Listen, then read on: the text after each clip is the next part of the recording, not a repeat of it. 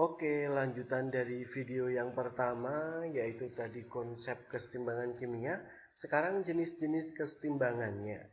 Jenis-jenis kesetimbangan kimia itu ada dua, yaitu yang pertama ada kesetimbangan homogen. Saya tulis dulu, kesetimbangan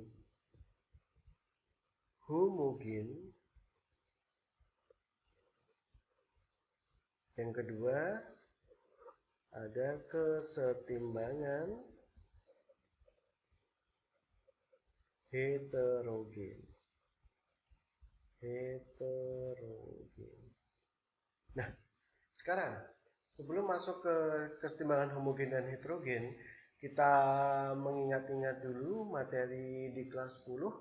Wujud zat itu ada padat, cair, gas, dan larutan dalam kimia ya. Berarti ada solid, S, liquid, cair, L, kemudian gas, G nanti indeksnya. Kemudian yang terakhir aqueous atau larutan. Nah, kita masuk ke kesetimbangan homogen. Kesetimbangan homogen ini adalah kesetimbangan kimia di mana zat-zat yang berada dalam keadaan setimbang mempunyai wujud zat yang sama atau sefase, atau bisa ditulis satu fase di sini. Saya tulis ya, satu fase. Satu fase berarti kalau dia solid, solid semua begitu. Kalau dia liquid, liquid semua. Kalau gas ya gas semua. Kalau apa tadi?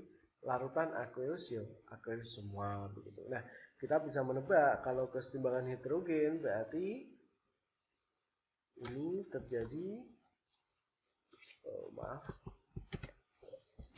kalau heterogen ini berarti dua fase atau lebih campuran, bisa solid nanti campur dengan liquid menjadi aqueous begitu. Nah, sudah tahu bedanya ya antara homogen dengan heterogen. Yuk kita masuk ke contohnya sekarang biar lebih jelas. Misal saya punya ini N2 ditambah 3H2 nanti menghasilkan, nah ini simbol kesetimbangan tadi ya, reversible 2NH3. Ini indeksnya gas, gas, gas.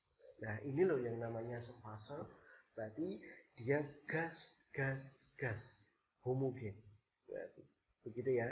Contoh lagi, misalnya ada lagi kesetimbangan homogen ini 2SO2 ditambah O2, nanti dia akan bereaksi menghasilkan 2SO3. Nah, kita lihat ini wujudnya adalah gas, ini juga wujudnya gas, ini wujudnya juga gas. Nah, ini sefase. Gas, gas, gas itu sefase. Lanjut lagi, misal saya punya contoh ini. H2CO3. Saya tulis dulu. H2CO3 ditambah dengan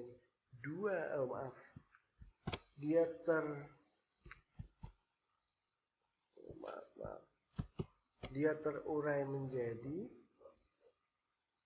2H plus dan CO3 2 mol. Kita lihat fasenya. Kita tahu bahwa H2CO3 itu sebuah larutan aqueous. Ini kita juga tahu sebuah larutan juga. Ini aqueous. Nah, ini namanya adalah sefase. Aqueous, aqueous, aqueous. Ya. Nah, sekarang contoh dari kesetimbangan heterogen. Kesetimbangan heterogen.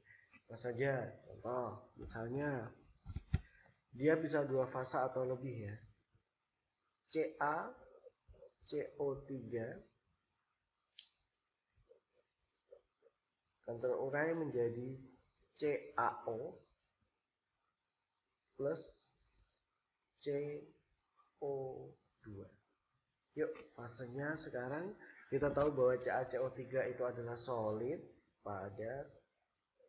CaO itu juga solid lagi. Sedangkan CO2 ini fasenya adalah gas. Nah, kita tahu di sini yang bereaksi itu ada dua fase, solid dan gas. Itu adalah kesetimbangan hidrogen. Bisa dua fase, bisa lebih. Contoh ini yang 3 fase, misal saya punya yang 3 fase ini. Ca HCO3 2 kali bisa terurai menjadi CaCO3 plus H2O plus CO2. Nah, sekarang fasenya ini solid, CaCO3 sama ya, solid.